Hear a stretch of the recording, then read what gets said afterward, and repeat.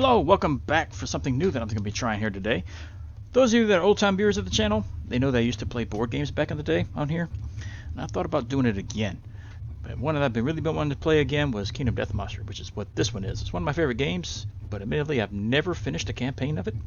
For whatever reason, every campaign I've started, at some point, I just put it away because something happens, real life or whatever, and by the time I come back to it, I forgot everything that happened, and I just don't want to continue it, so I always start a new one, and it's just been a continuous cycle.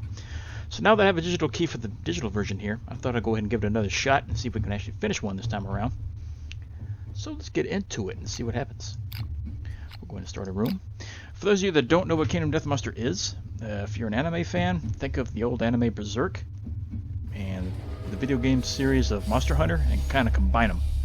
And you get a kind of an idea of what it's like, along with some civilization building as well. So the world is dark, the world is brutal, but it's a lot of fun. Just don't get attached to your characters. That's one thing I should tell the new players that never played this before, because characters will die a lot. Alright, so what's up here? All these various doors. Wonder what's, well, I want to say wonder what's behind the doors, but I guess you can't get in all these. I don't have a key for that, so I have no idea what this is for. Possible expansions later, or possible current expansions, because there are a few expansions available for it now. I don't own any of them yet. I'm just playing the base game version. I do have a physical copy of the game as well, for those of you wondering, and I just got the Gambler's Chest expansion, which pretty much doubles the entire size of the game, if not more. So there's a lot of stuff in the game. The base game has a lot to it as well. So. But here we are. Here's the game itself laid out. There's the minis for the core game, with plenty of space for more. I'm not going to look at those because they're spoilerish. I'm assuming expansion content comes over here. Maybe. I have no idea. There is music that comes with it. You have one record here. Maybe more available in the future, but I'm not going to play this one.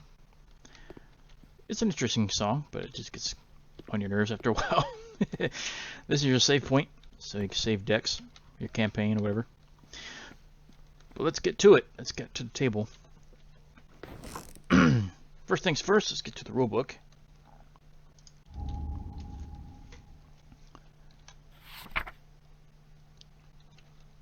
Okay, so rulebook. There's a lot of stuff to the book. Go back. For those of you who have never looked in the rulebook, as you can see, it's 228 pages. So there's a lot of stuff in here. It's not all rules, though. There's a lot of story events and stuff going on in here.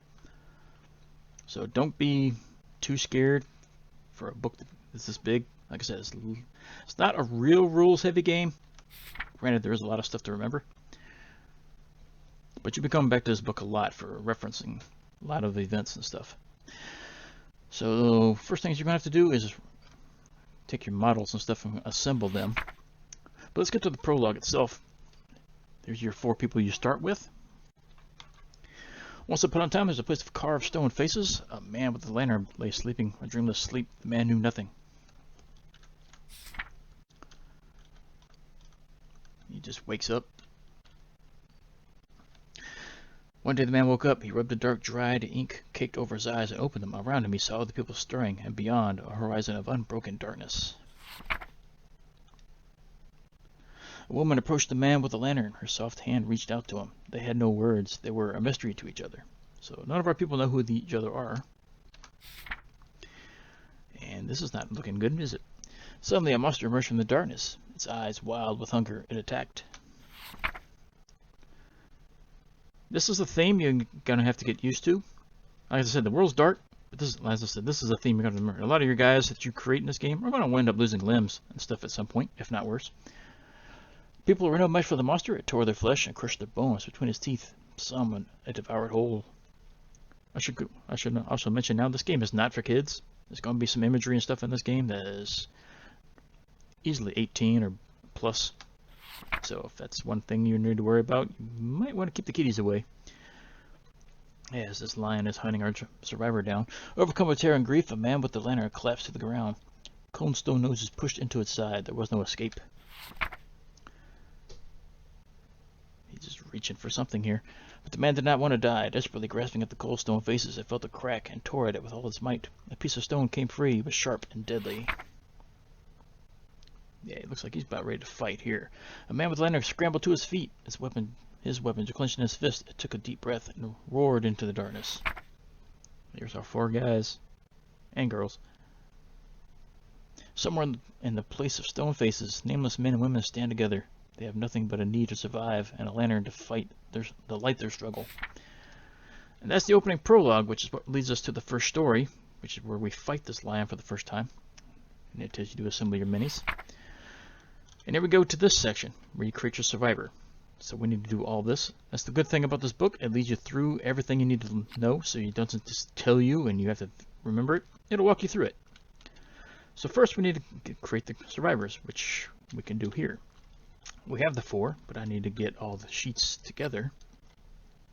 So let's unlock it, pick it up, and bring it over. Those of you that played Tabletop Simulator, this is kind of along the same lines.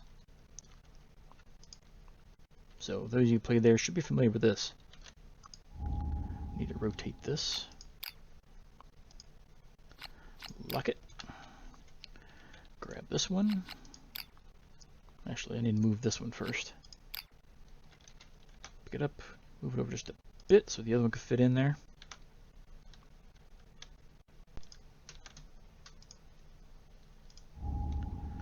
Rotate this one.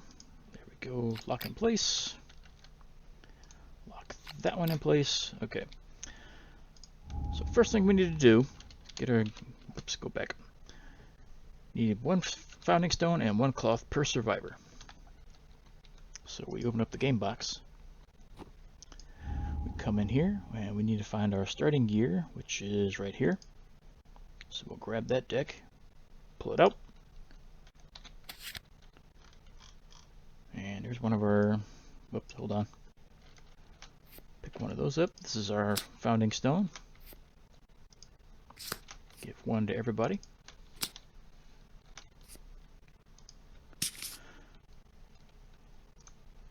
And we need to find the rest of it. So a cloth, another cloth, another cloth, and another cloth.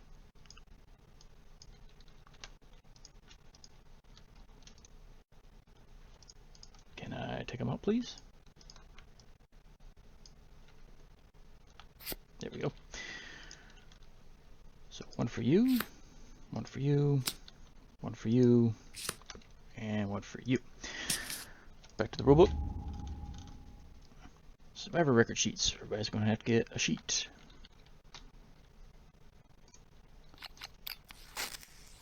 Sheet number 1. Hand it to you.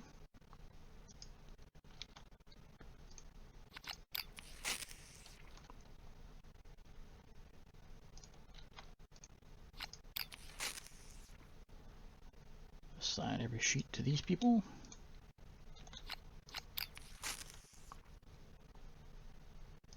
Alright, everybody's got their sheet. Okay, pencils, erasers, name your survivor. Name survivor in the space provided. Survivor gains 1 survival for having a name. Add 1 to the record sheet. Alright, so we need everybody. Name. You're going to be a male to start with. I was kind of thinking of a toy theme or a cartoon theme for this campaign. So let's go with some cartoon names. We'll start with Droopy. The 1 survival, so that's going to be a 1.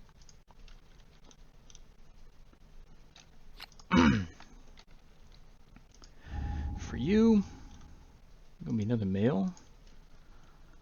So we got Droopy, Heathcliff for this one. And we got 1 survival. Moving on. Got a female here. We'll name this one Lucy from Peanuts. That'll work. And a 1. And you, female again. This will be Belle from Beauty and the Beast fame. Alright, so everybody's got their name, they got their survival. Learn about survival, we know, hold up, yeah, we know all this. We start with dodge, which, is that marked on the sheet already? It is, okay. Attributes, for those that need to know what all that is. How movement works, survival, hit locations, armor points. The cloth gives you 1 armor, so we'll add that to everybody. So waist is 1 armor. Moving on.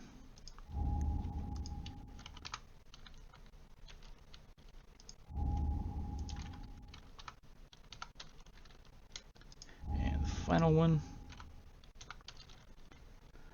Alright, that's taken care of.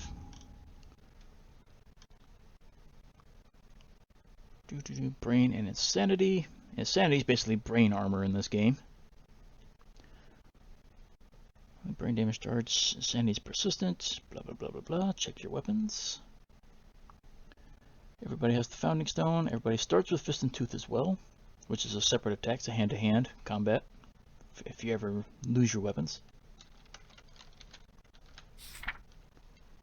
So the first story, this is where we set up the first event here. We're fighting the White Lion, which is already on the table. There he is. So first thing we need to do, we're going to go ahead and do the auto setup, which is this one.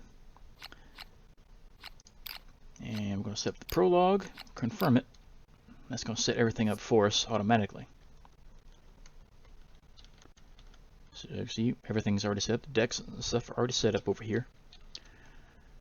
But we don't want, well, do we really want to start up like this?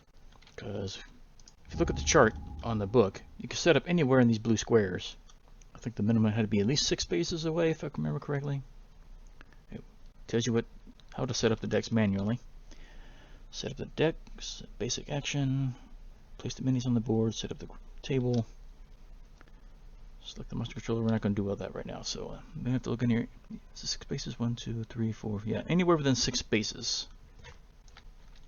I think we want to keep them all together to start with. So 1, 2, 3, 4, 5, 6. Whoops. Pick you up. 1, 2, 3, 4, 5. Put you there. You're facing that way. You are going to go here. Face that way. 1, 2, 3, 4, 5, 6. 1, 2, 3, 4. 1, 2, 3, 4. Count. Come on. 1, 2, 3, 4. I got to back these up. You'll go there. You'll face. Just face that way. Back it up 1 more space each.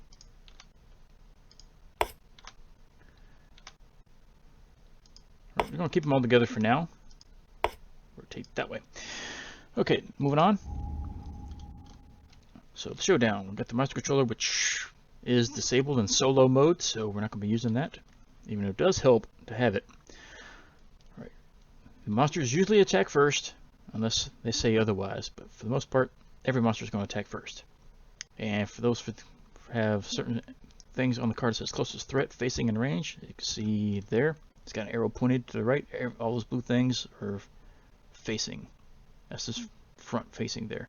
Closest threat in view, that's pretty much the whole board except for the very 2 spaces behind it. Those are the blind spots. So first things first, we need to draw the claw, which we know is the first card, because it told us to pick this card. And we zoom in. There's the claw. You pick a target. Closest threat, facing, and range, which is going to be all 4 of these. And when it does that, it's going to move and attack. Speed is 2, which is how many attacks it does. Accuracy is what it needs to roll on the dice. That's how much damage it does, obviously. So when it says move, you look over at the base of the action card, and the movement, once you flip this over, this is the prologue, which is up here. Movement of 6, toughness of 6. So it's going to move 6 spaces. So 1, 2, 3, 4. It's going to move into 5. It's going to land there. It's going to point this way. Who do we want to attack? Who's this one right here? I guess I should have determined who's which. Is that Lucy? Don't know. Do I need to put her? There we go. Let's give him a name so we know who's who. That's Lucy. That's Bill. Yep, Bill, Lucy. This is going to be Droopy. And you are going to be Heathcliff. It's Alistair, and Zach, Urza, and Lucy. Those are the... That's kind of funny. I got Lucy over there, which is played by Bill, and I got Urza over here, which is played by Lucy. Could have had Lucy on Lucy, but oh well. Now we know who's who. But the first thing he's going to do, he's going to attack, as I said. He's got 2 speed, so we're going to draw 2 dice. So you pick you up, and we're going to roll them. And you got a 2 and a 10, so he does hit twice. So hits twice. We need to figure out where it's going to go. Roll 2 of these, which is hit location dice. So we got hit in the hands and got hit in the waist. 1 damage apiece. So you look over at who did you say was going to get attacked? Lucy. Why not? So Lucy's going to hit first. You look down at her sheet. She got hit in the hands, so that's going to be 1 damage to the hands. She got hit in the waist as well, so her waist armor is now gone. And that's it for the monster's first turn. So it's now on to our turn. So we're going to have Droopy attack first. Each character has a movement and an activation each turn. So he's going to do his movement now. And if there's a need to see, his movement is right here. Everybody starts with a 5 movement. So we'll pick him up. 1, 2, 3. Get in the blind spot. Turn to face, and he's going to attack him. And to attack him, he's going to attack him with his founding stone. So he's got a speed of 2, so we roll 2 dice. Accuracy of 7, so they're going to hit on 7s. But seeing as we are in this blind spot, it's going to be dropped by 1. So it's going to be a 6. So we have to roll 6 or higher, and they do 1 damage each. So pick you up, and we're going to roll, and we got a 5 and we got a 1. He missed, so his turn is over. So moving on, we got Heathcliff. Move him to the back, and he's going to do the same thing. He's going to attack with his founding stone. Actually, put these back down.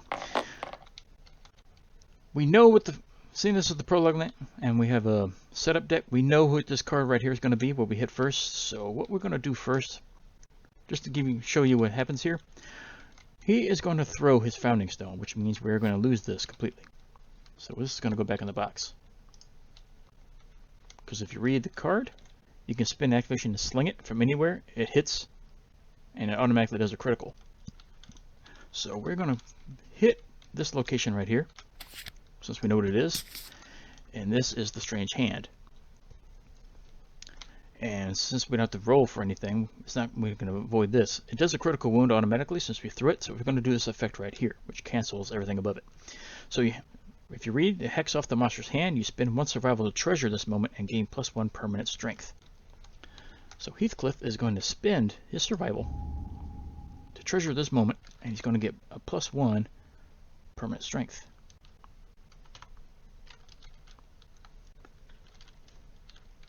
Which is going to affect his damage later. And we get back to it. It's a persistent injury, lost hand.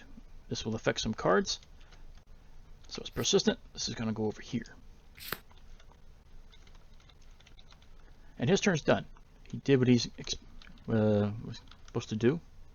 That is a wound as well. Actually, let's go here. That's the AI discard. Where's the wound stack? Wound stack's over here. Nope. Turn that over. Turn that over. Don't need to read that. That's going to go there. We did a damage. So you'll take one of these AI cards off, you'll put it in the wound stack, and that's one less hit point he has to deal with. And for those wondering, we'll flip over the card. You'll look at here. Toughness of 6. Does it say where his wounds are? Doesn't say where his wounds are on this one, because it says everywhere else. He's got 10 wounds here, he's got 15 there. Am I just missing it? Either way, it's in the book because it tells you right off the bat what to put in it. So let's go back over here. This is the cards that are in there. So he's got 1, 2, 3, 4, 5, 6, 7, 8. He's got 8 cards, so it's 8 wounds to deal with. We just did 1, so we got a couple more to go. But next up is going to be Lucy. We're going to pick her up. We're going to move her to the side. And she's going to attack from this way. So Lucy's going to try to get some revenge from this lion since she got hit by him. And she's going to attack with her stone. She hits with a 6 and she hits with a 9, but she's not in the blind spot. She needs to roll 7s or higher. So the 9 is an attack that hits. So we'll pick up one of these. We'll flip it over. And we're hitting the beast flank this time. So if you wound it, she's going to get the priority target token. We'll deal with that if it happens. So we're going to look at her. Whoop, she's over here. As I said, she attacked. Now she has to roll to do damage.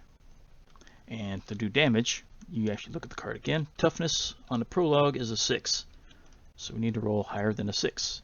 And she has no strength bonuses or anything whatsoever at the moment. So just need to roll 6 or higher.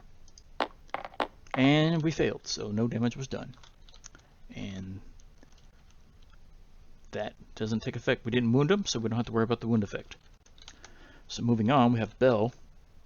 She's going to move to the other side. And she's going to do the same thing. Attack with the Founding Stone. And she missed both times, so nothing happens this time around.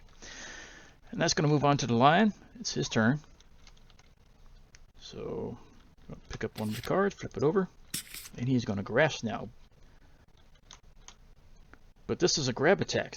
If you remember, we cut off his hand earlier, so this will not take effect. He cannot do the grab attack here. So the after damage here will not work. We just do this part. So closest knockdown survivor in range, we don't have any. Closest survivor in range, that's going to be Lucy and Belle, since they're both in range, because the other two are in the blind spot. He doesn't know they're there. So Lucy or Belle. Lucy got hit last time, so we'll have him attack Belle this time around. Back out of that. So he'll turn to attack Belle. And this is going to attack with 1 dice, hits on 2s or higher. That's a 10, that's a hit. So she's going to take 1 damage. As it says, 1 damage to a random spot. So she gets hit in the feet.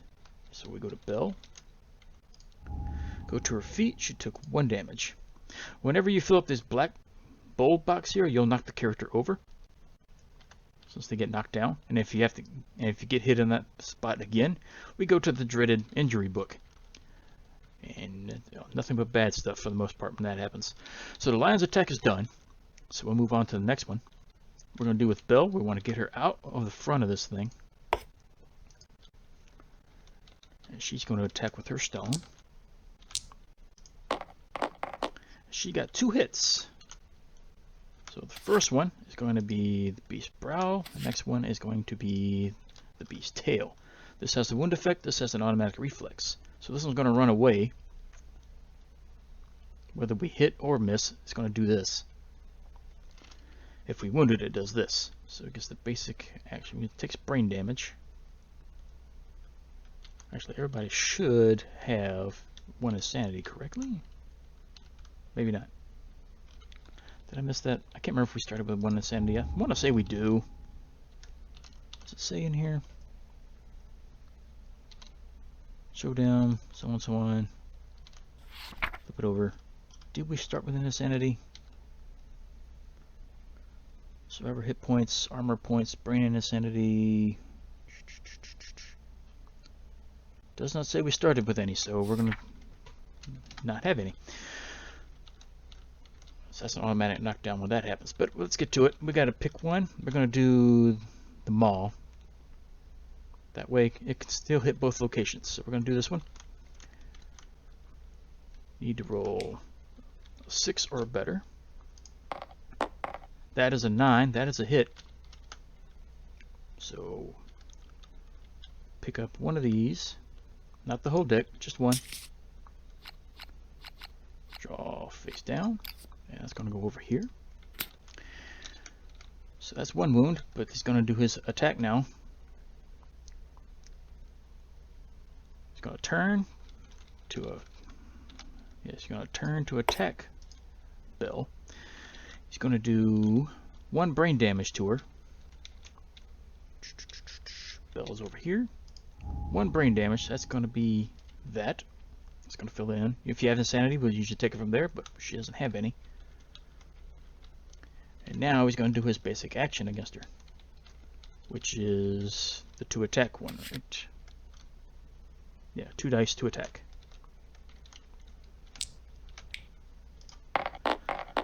So both of these hit. And she got hit in the body, and she got hit in the waist. Let's go back to her sheet. Her body took 1 damage. Her waist just removed the armor. So we're still good at the moment. And that's going to move on to our next attack. This one's taken care of. Now we do the reflex one. So we just got to hit this one.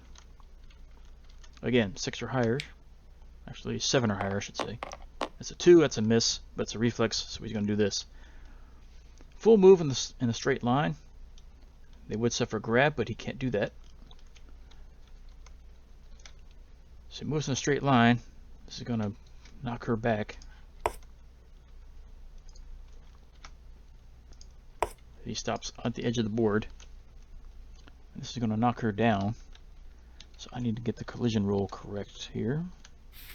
Actually, go to glossary.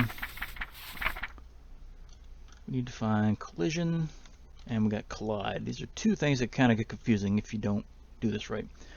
When a survivor suffers collision, they are knocked down, which is what she's taken with, because collide is this. If a monster moves through the space occupied by the survivor, they collide. The survivor suffers collision.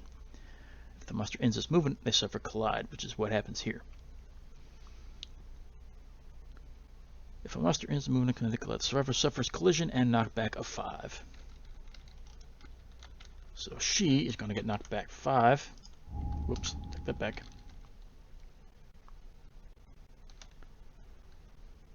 So it's going to end up here. If I got the placement right, I can't remember if it moves right or it moves this way. So she got hit from the front, so I assume she got sent backward this way. And she's going to go here, and she's going to get flipped over. Knocked down. There we go. So she's knocked down, and she can't get up again until the monster's next activation. So that'll end her turn. If I'm getting these rules wrong, let me know so I can get it right the next time. So her turn's over. Lucy's going to move next. Actually, we'll save her for now. Let's get Droopy in here. Attack the blind spot.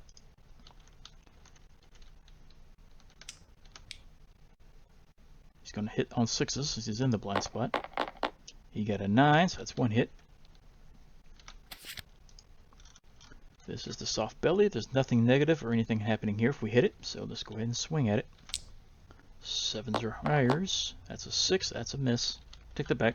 This is a toughness of 6. The prologue. So that did hit.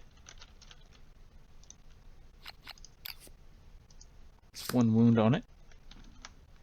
So he did his job. Next up, going to be Heathcliff. He'll move in, and he'll do the exact same. But he, since he doesn't have his Founding Stone anymore, he's going to be swinging with his hands and teeth here. So I'm going to roll 2 dice, and they hit on 8s. But since he's in the blind spot, he's going to hit with 7s.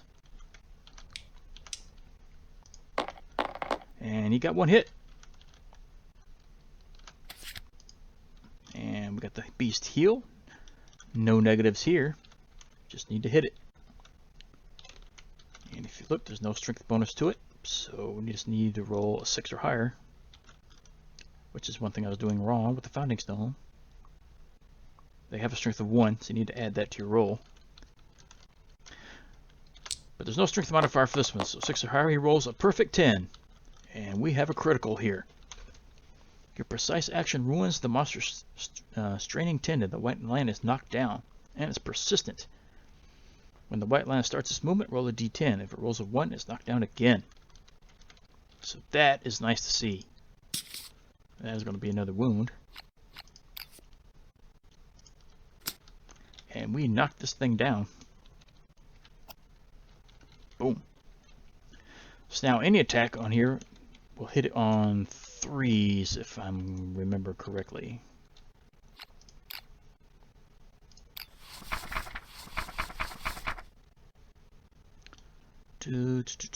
First story. I think it hits on 3s, if I remember correct. Does it say in here? Target, don't need that. We're past that.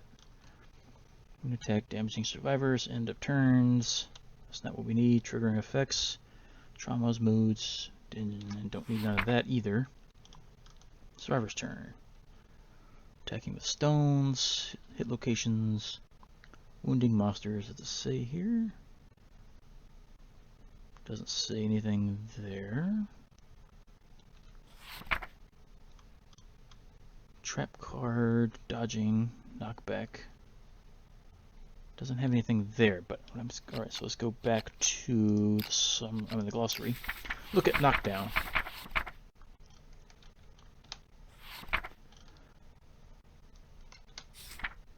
Knockdown, where's the K's? Here we go, over here. Knockdown, knockdown, knocked down monster. When a monster is knocked down, attack rolls hit on 3+. Alright. So Lucy has an attack still. She'll move up. As I said, she hits on 3s now. So attacking with her stone. That is 2 hits. And since it's knocked down, we don't have to worry about any of this failure or anything else. We just gotta hit it. So it's a +1 strength, so normally we hit on 6s, now we hit on 5s. As I said, I was doing that wrong earlier. So the first one, that is an 8, that is a hit. And the next one, that is a 5, that's another hit. Turn that over. So we got just this stack here to finish it off. And everybody's gone, so it's now the monster's turn, so he's going to stand up now, once we get all this redone. Is there a shuffle here?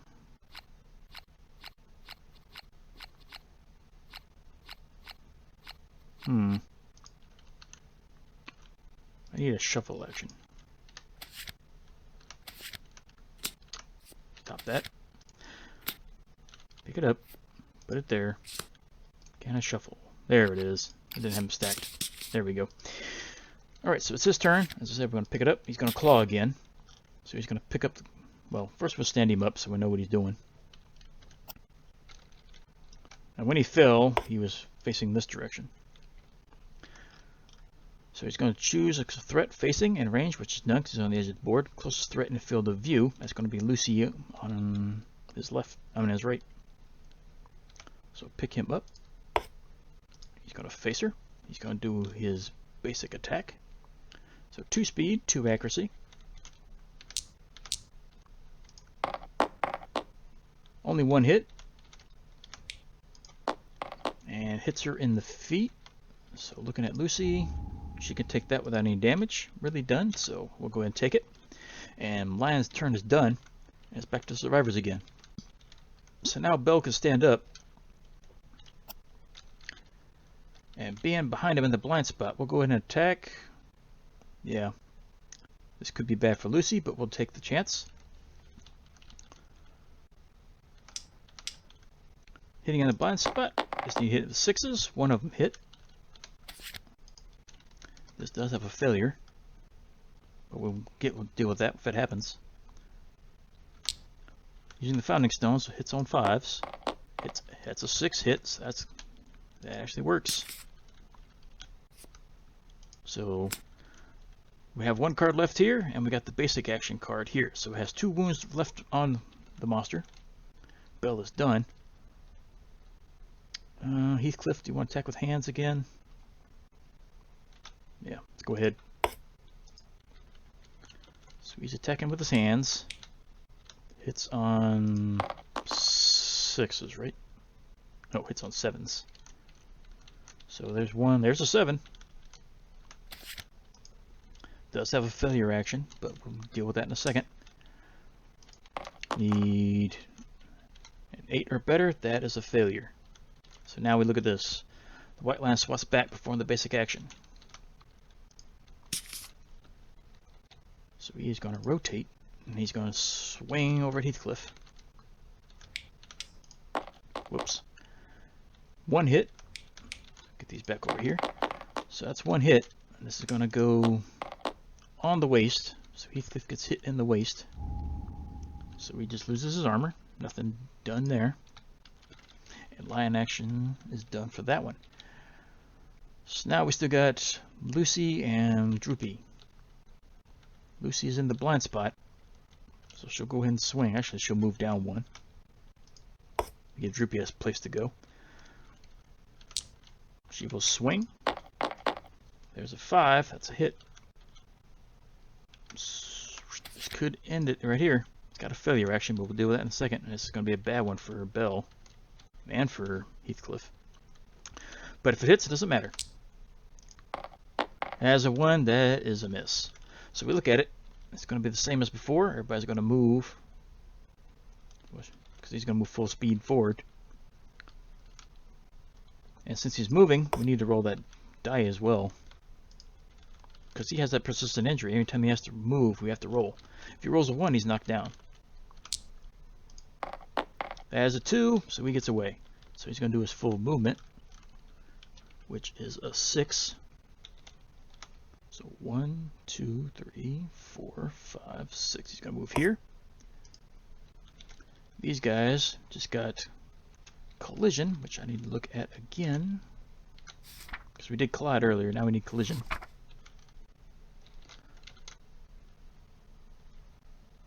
I mean collides. They had collision earlier. Collides.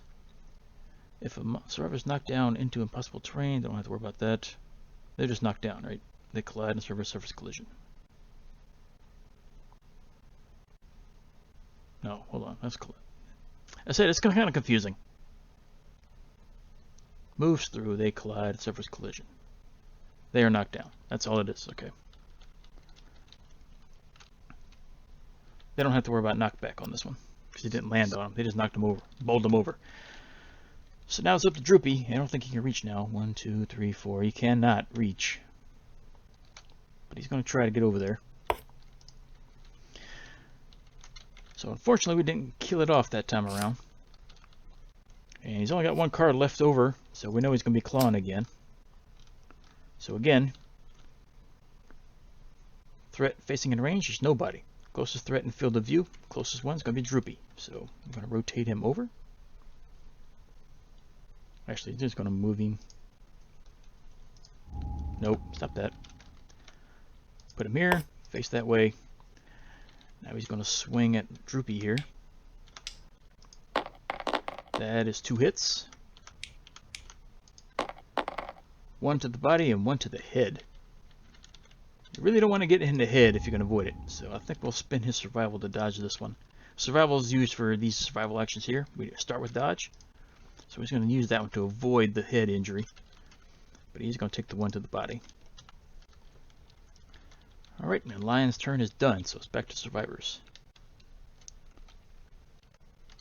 So Droopy's going to move to the side. Swing at him from here. Hits on 6s.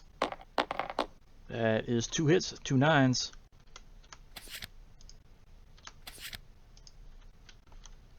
No, it doesn't hit on 6s. It's on 7s, because he's not in the blind spots. But he's rolled 2 9s, they still hit. Alright, we got nothing going on with this one, and we got a failure here. But we're going to do this one first, since there's no negatives. +1.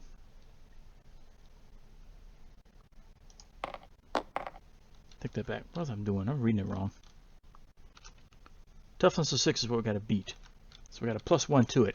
I can't remember which one we rolled. So let's re-roll it. That's a 4 plus 1, it's a 5. That's nothing. So that goes away. It's my fault for not paying attention to the dice. That possibly could have been a hit. Next one's got a failure effect. So let's just hit it and not have to worry about it. That is a 5 plus 1 is a 6. That'll do it. So we don't have to worry about the failure. And the claw card is removed. So he's just down to his basic action now. So Belle's going to get up. And she's going to move forward. She's going to swing at him. That's a 4 and a 6. Neither one of those hit. We need 7s or higher. So her attack is a failure. Heathcliff's going to stand up. He's going to move over. He's going to swing. We need hit on 8s or better. That is a 5 and a 1. Both of those fail. So the lion's going to get another attack. As Lucy's just going to move up. 1, 2, 3, 4, 5. So the lion has no more cards here. All he has left is basic actions. So he's just going to move and attack. So closest survivor in field of view, which is nobody. Nobody's in his field of view. Yes, she is. Lucy is. Go to contents. Lucy is in the field of view, so let's go back to the chart, just double check it and show you. I don't need that. Fast forward through here. Field of view, as you can see, stretches out pretty good ways, and Lucy is in range of that. So he's going to turn. Stop that. He's going to turn. He's going to move forward. 1, 2, 3. Stop here. She's going to knock him back. 1, 2, 3, 4, 5. It's going to put him here. It's going to knock him down. Just hit the right key. There we go. And now he's going to attack. Well, it went through her too, so it just knocks her down. And now he's going to attack with his basic action, which is 2 dice. Hits on 2s. That is 2 hits. And she's hit in the body and in the head. That's Lucy. Lucy is going to spend her survival to avoid the headshot. And she got hit in the body, so we'll take that. So Lion is done, and it's now on to survivors. Droopy's going to go first. Take that back. Lucy's going to go first. She's going to get out from in front of him. And one thing I didn't do, I didn't roll since he moved. Make sure he didn't fall down. He did not. So Lucy moves here. She's going to roll for her attack. 1 hit. This could end the fight. It's got a failure where he runs away. So we just need a roll 7 or better. That's a 2. That is not going to happen. So he's going to move again. So let's roll a 1. He did not. So he's going to do the same thing as before. He's going to full move forward, which is a 6. 1, 2, 3, 4, 5, 6. He's already knocked down, so don't have to worry about it. And now he's out of range of everybody, except for Heathcliff. But he's just knocked down, so he's got to wait till next turn. Same as with Belle. All Droopy can do is move. So that's going to lead up to the lion. He's going to do the basic action again. He's going to pick the one closest target in range, which is going to be Droopy. So he's going to move up. Step on Heathcliff again. Now he's going to swing. 2 hits. And Droopy's going to get hit in the hands twice. And he can take both. He's going to go ahead and take this one, get knocked down, since he doesn't have any more survival. So he can't dodge one. So that fills his heavy slot. So that's an automatic knockdown for Droopy. But now the lion's turn is done. Heathcliff's going to stand up. And he is going to attack the blind spot back here with his hands. And they both miss. So next up is going to be Lucy. 1, 2, 3, 4. Just had enough range to get there. Attacking from behind, so he needs to roll 5s. That is a 9. That's a hit. This is impervious, so we cannot kill it with this one. We can do a critical though. So unfortunately we cannot kill it if we hit it. So we just need to roll +1, so we just need to roll. There's an 8. That'll hit. Well, it would have hit, but it doesn't kill it since it's an impervious location. That's unfortunate. So it's up to Belle. She's going to move. She's going to attack here. Let's see if she can end it.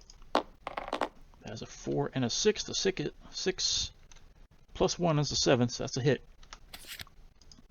And there is no negatives. Just need to hit it.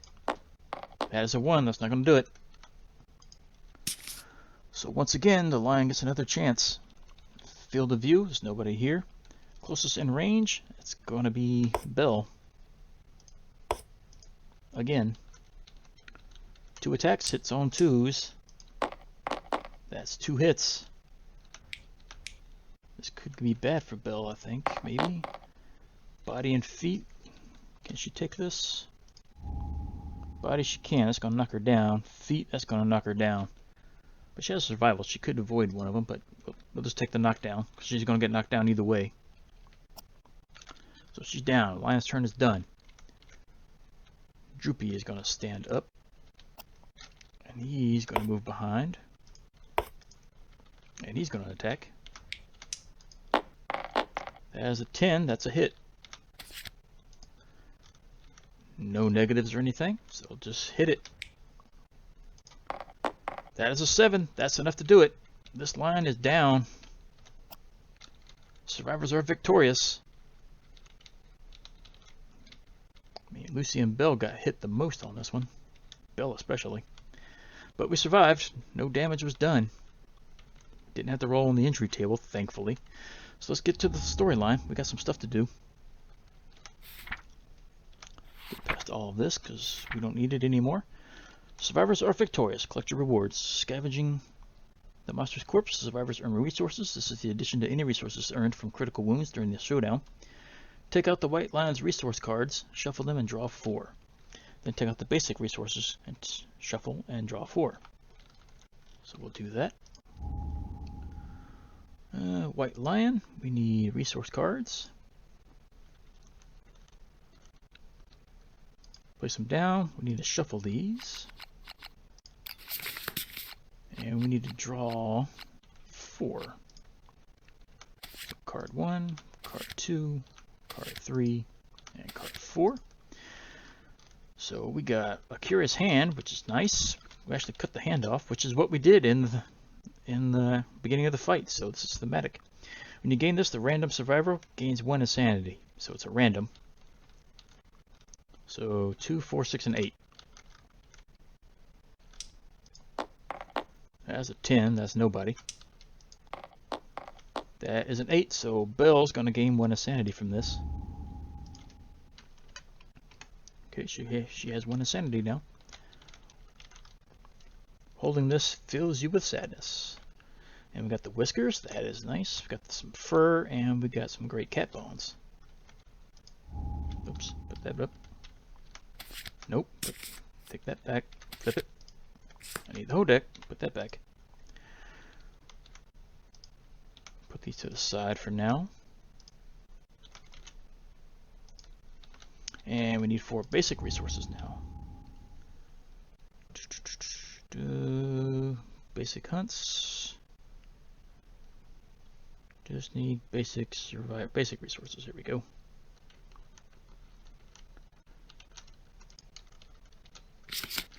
Need 4 of these. So 1, 2, 3, and 4.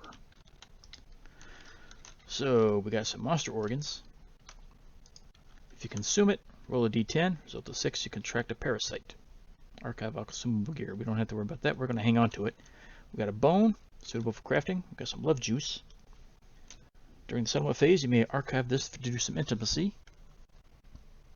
which we may do. and we got another monster organ. So that's what we got right now. Moving on to the rest of the rewards.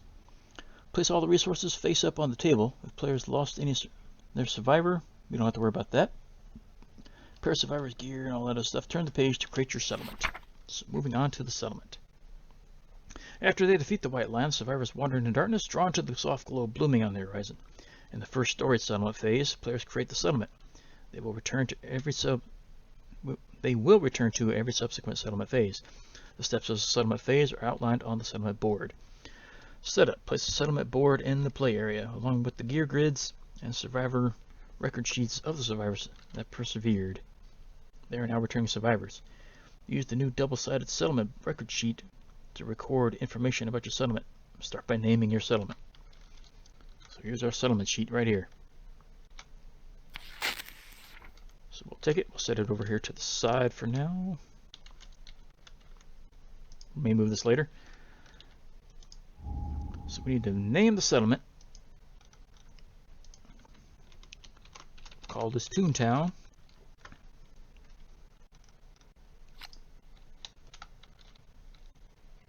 Back to the book.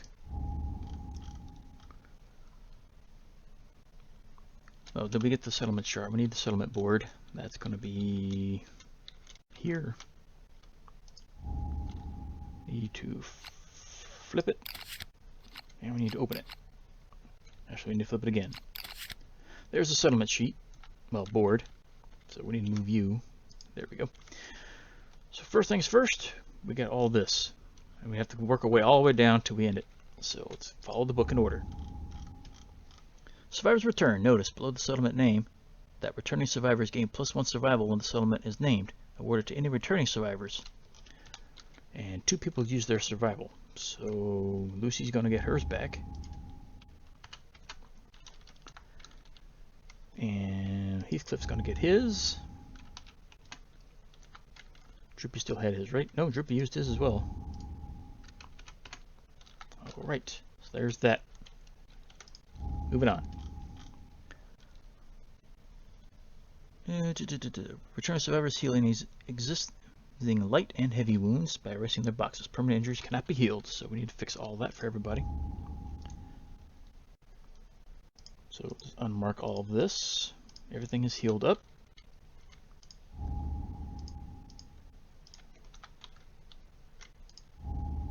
Nope, nothing from Heathcliff. Completely unscathed that fight. Alright, everybody's healed up.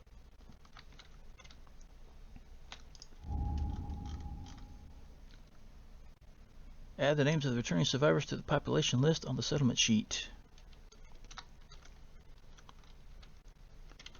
That's going to be on the flip side. Yeah, it's going to be on the flip side. Flip it. Resources, storage, population. Here we go. At the moment, population is 4. And we got Droopy, who is a male. No notes at the moment. Then we got Heathcliff, who is also male. Then we got Lucy. Not the Lucy that comes with the game. Then we got Belle. Okay, everybody's recorded.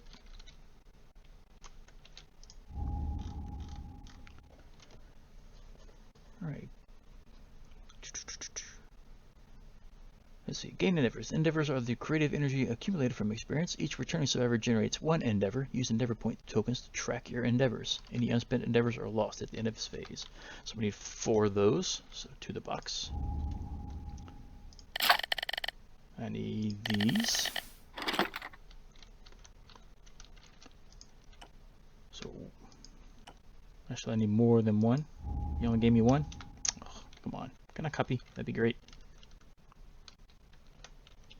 Nope, doesn't work that way apparently.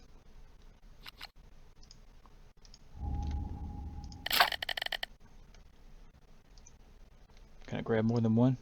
2. There we go.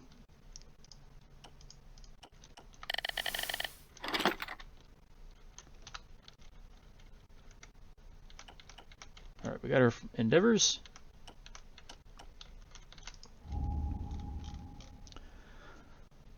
Update the timeline. The extinguishing of the single lantern in the Lantern Horde happens regularly. This is how the survivors track time and is called the Lantern Year. Update the Lantern Year on the settlement record sheet now by checking off the first Lantern Year on the timeline.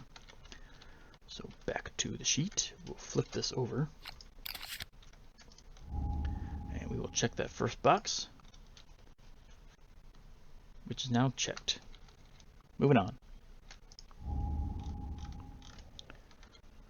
Settlement event, first day. Find the first day settlement event card and place it in the play area. First day determines the population of a settlement and is always played when the new settlement is created.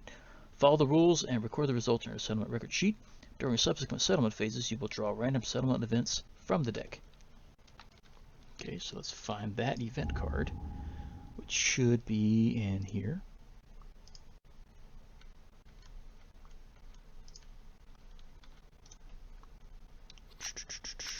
We need to view deck. We need to draw first day. We need this one.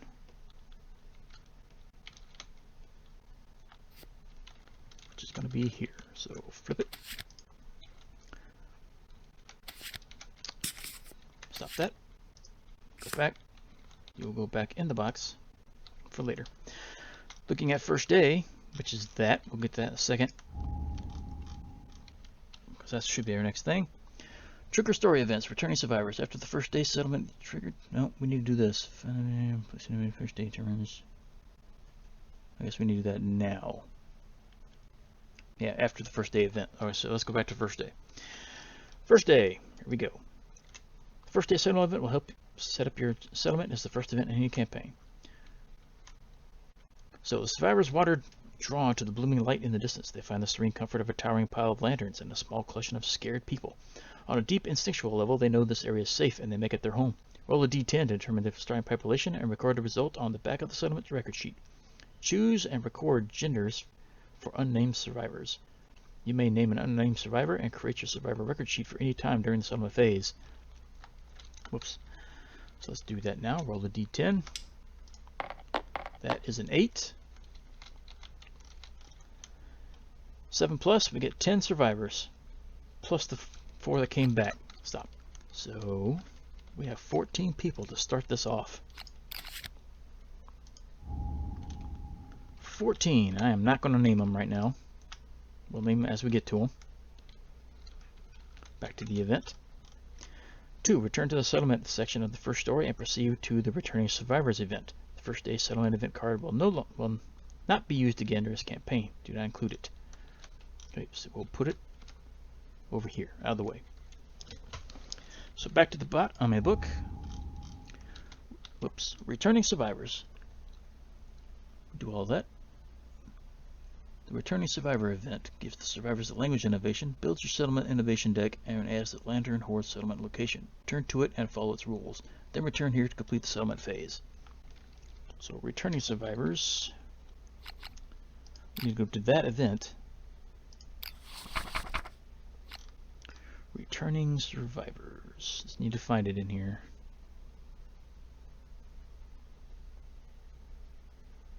I know it's somewhere in here.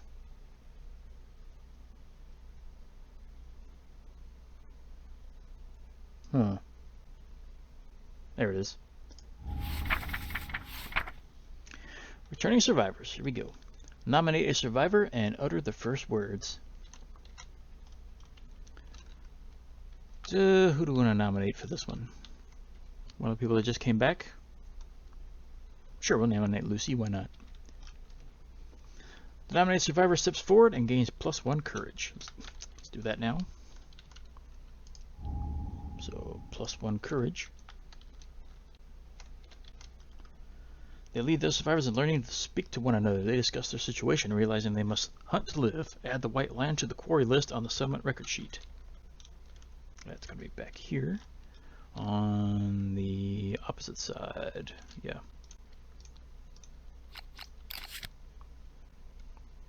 Yep. White land's already checked, so never mind.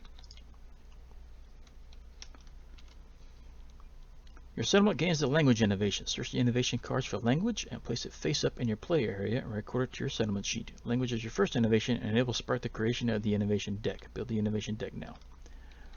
So first things we need to do is find all the innovations. Innovations. Got to be in here somewhere. Innovations, here we go. So we need to find language. View deck. This could take some time to dig through, since this is in alphabetical order. Language, language, language. Spoilers if you don't want to read all this stuff. Alright, so we got language. And build the innovation deck. The innovation deck represents the potential cultural and technological growth of your settlement. It will grow throughout the campaign as you gain new innovation cards. Find the 6 innovation cards with the language consequence listed under their title. Ammonia, drums, hovel, inner lantern, paint, and symposium. Shuffle these together to form your settlement's innovation deck. Place it face down on the designated space in the settlement board. The innovation deck is persistent. Make sure to preserve the unique combination of cards in your deck before play sessions. Then we'll move on. So I need to find language consequences. So we have language, so survival limit is +1. So let's add that to this. Survival limit is changed from 1 to 2.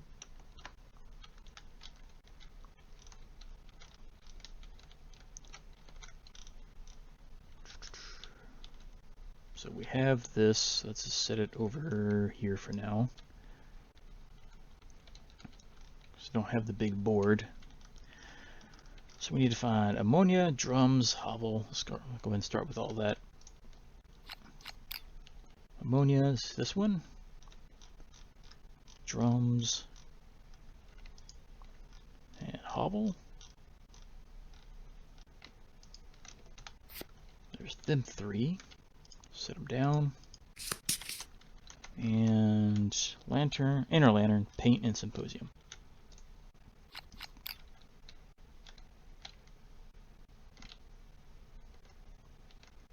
Inner lantern, this one. Symposium and paint.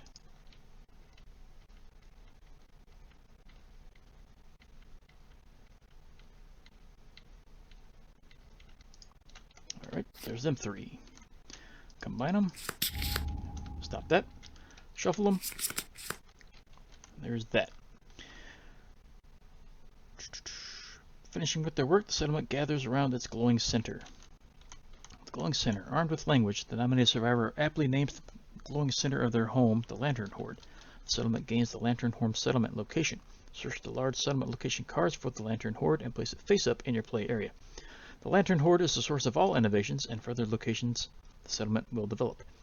The nominated survivor sits in front of the Lantern Horde in awe and gains +1 understanding. So Lucy is going to get some understanding as well. There we go.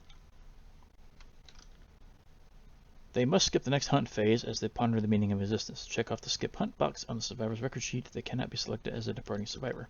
We really don't need to do that, as I'm just going to set the sheet aside, but let's just go and check it as soon as I find that box again.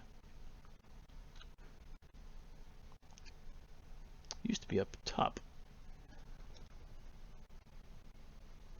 Skip hunt event, there it is.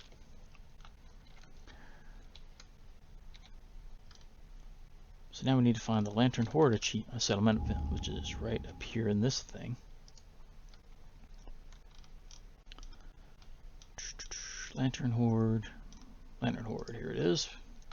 We'll take that, pull it out. So we have this.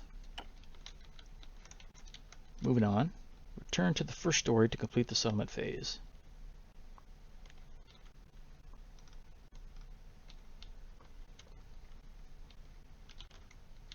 Hold on.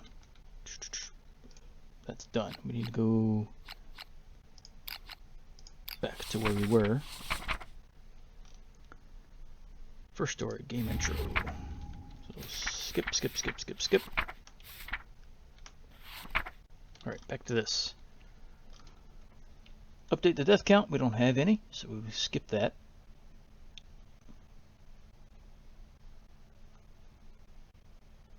Okay, check milestones. The first time the death count is updated, we skip that. Group of once you complete the story event, skip all that. Develop. During this step, the survivors spend their endeavors whenever the star is indicated to build, innovate, craft gear, and join activities. When the settlement starts out, they can spend their endeavors at the lantern horde to build new settlement locations. When the endeavor is spent, reduce the total number of endeavors to 1. If you can, spend 3 endeavors to build the bonesmith, organ grinder, and skinnery settlement locations. If there were fewer than 3 endeavors to start, choose which locations to build. Get these large location cards from the box and place them below the settlement board where indicated.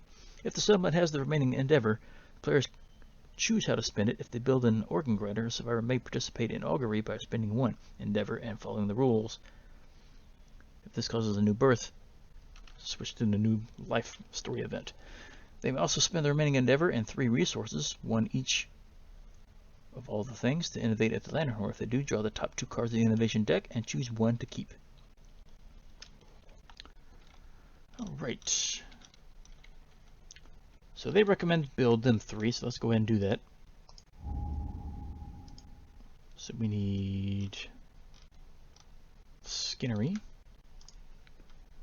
the organ grinder, and the bonesmith. Alright, so we have these. 1, 2, oh, apparently I put one of them back by accident. Skinnery, I need you. Alright, so we have them 3 locations that we can craft with. Stop that.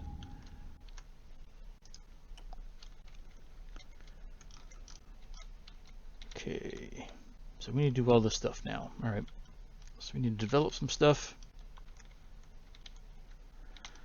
So we got, let's see, we got 1 organ, 2 organs, 3 organs, and a bone.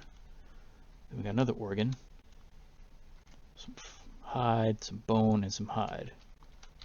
So let's separate all this stuff. All the organs up here. Then we got the bone, we got hide, and we got hide.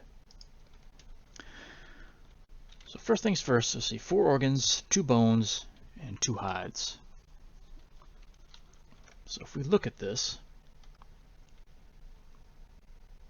well, actually that costs 3 endeavors as well, so 1, back to the box, to the box, and to the box.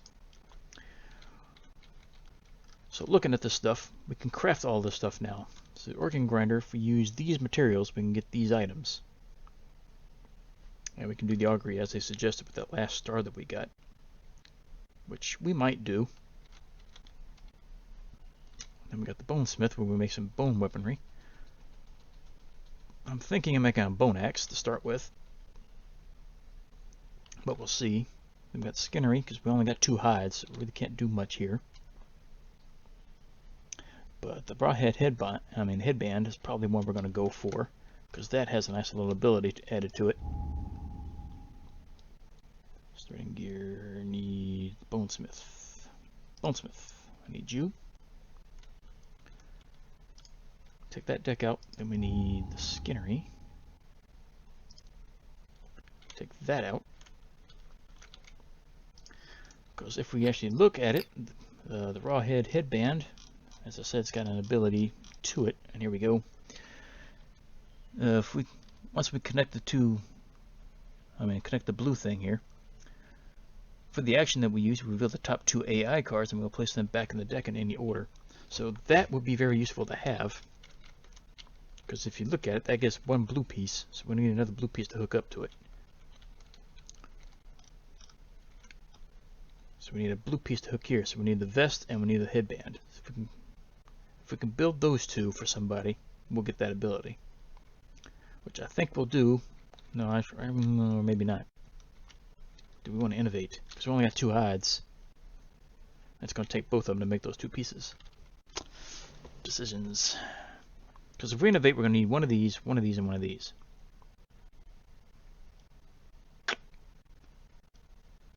First things first, we're going to get that bone axe.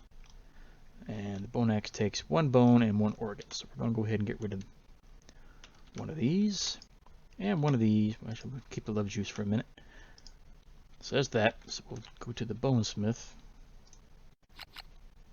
view the deck, and we'll take the bone axe out of here. And we'll decide who to give that to in a second.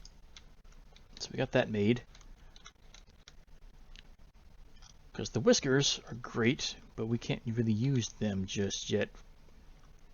Once we get to the next location, we can use those whiskers to make a bow, which would be very useful. But I'd like to innovate to get something else.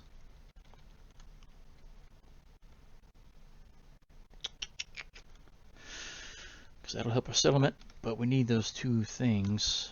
It'd be nice to have the headband help out. But I think, you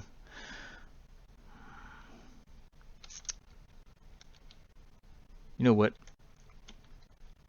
We'll use one of these just to make the rawhide vest. The rawhide vest. So we'll give that to somebody, because on the hit location dice, the chest is on each die twice. So it'd be nice to have some protection there. So let's get the rawhide vest. So one of these, we'll give this to somebody. We'll go ahead and innovate. I'll take that chance. That'll spend all of this. So when you innovate, as it said, where was it? Here we go. You'll draw the top 2 cards of the innovation deck and choose one to keep. So our innovation deck, where did I put it? It is right here. So we'll draw 2 and we'll keep 1. So we got drums, which is music, so we can spend an endeavor to get one of these, gain insanity, gain survival, or get the rhythm chaser, fighting art, or we can get ammonia, so departing survivors will get a +1 survival, which is useful. Plus there's some events that use this, so I think we'll put drums back. We'll take the ammonia and we'll keep this one. And we're going to have to add the ammonia consequences to the innovation deck. So we'll have to go digging through the innovation deck again. And find anything that has ammonia written on it. So there's one, bloodletting.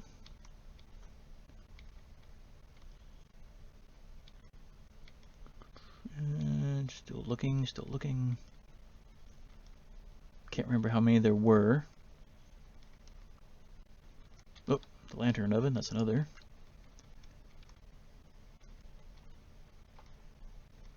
It says it in fine print underneath the name. I don't know if y'all can read that or not.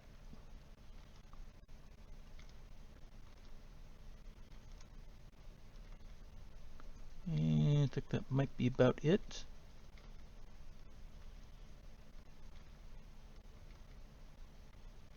Yep, it's just going to be them 2 apparently. So they'll get added to the deck. Shuffle the deck again. And that's it for that. So that just leaves us with 2 organs remaining and 1 endeavor. So for the endeavor, I think we'll go ahead and do that for the augury. So for the augury, we'll roll a d10. And we'll survivor's endeavor to glean the resistance. Roll on the table. Add +1 to your die result if your understanding is 3 or higher. Does it say anything about in here for augury? It does. Players choose how to spend it. So if your understanding is 3 or higher, we don't have anybody that does that. So we'll just take the 1, roll it. That is a 2. That's going to be something bad, I think. 1 through 3. Lose 1 resource from the settlement. If you do, gain 1 understanding. So we don't have to do that. Understanding would be useful to, well, we could give Belle another understanding. Is it Belle or is it Lucy? It is Lucy. Could give her another one and lose 1 of the resources. Or we can just hang on to it. Because I think we're going to hang on to this one. For sure. We could do love juice. Yeah. We'll choose not to lose that. And we'll do the love juice event. During the settlement phase, you may archive this to do the intimacy. We're going to go ahead and do this. Nominated survivors must be able to consume. They can. So we need to pick 2 people, so we need to come up with 2 names. 2 names. This will be Duke. That's a male. Then we got Scarlet. So these 2 are nominated. So we'll go to the intimacy event now. So go to contents and intimacy, which is here. Duke and Scarlet, look at that. It actually matches their hair color. If those of you that watch G.I. Joe. Intimacy. Nominate 1 consenting male and 1 consenting female and roll on the intimacy table. So roll a d10. This could go good, could go bad. That is a 5. So roll the 5. A new survivor is brought kicking and screaming into the void. The child's eyes are free of the ink and that stained the founder's faces. Someone gains +1 population. So now we have another one. So that's going to be a 15. So we'll name them as we get to them. And that endeavor is done. We still have 1 resource left, so we have the golden whiskers. Resource storage. Gains resources may be stored without limit. So we have golden whiskers. Oh, it actually tells you what it is. Golden. Can I choose that? Nope. Hold on. Try that again. Golden whiskers. No. Guess we do have to type it. Golden whiskers. We got 1 of them.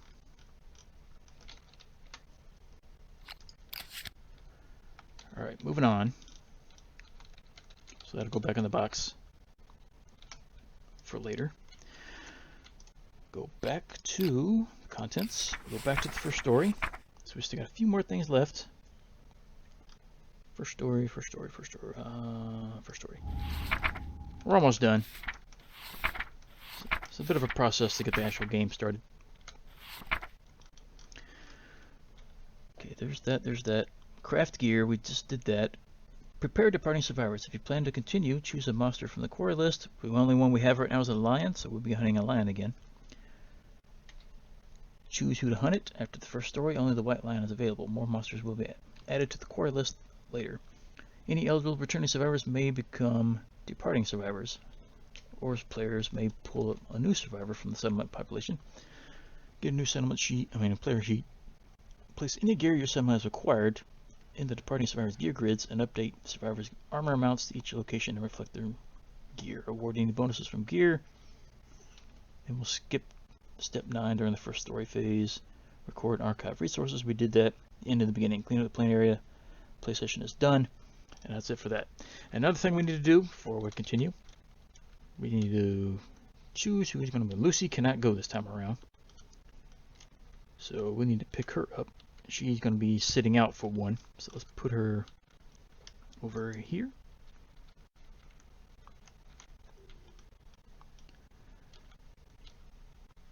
Bone axe, we'll go ahead and give that to Heathcliff since he has no weapon. We'll give him the armor as well. So we need to upgrade everybody's armor. Get that. He never used his. He's got his waist armor back now. But now he also has body armor, which is going to add 1 armor to his body. So he's got 1 there. And Belle's going to get her waist armor back. And Lucy's got to get hers back as well.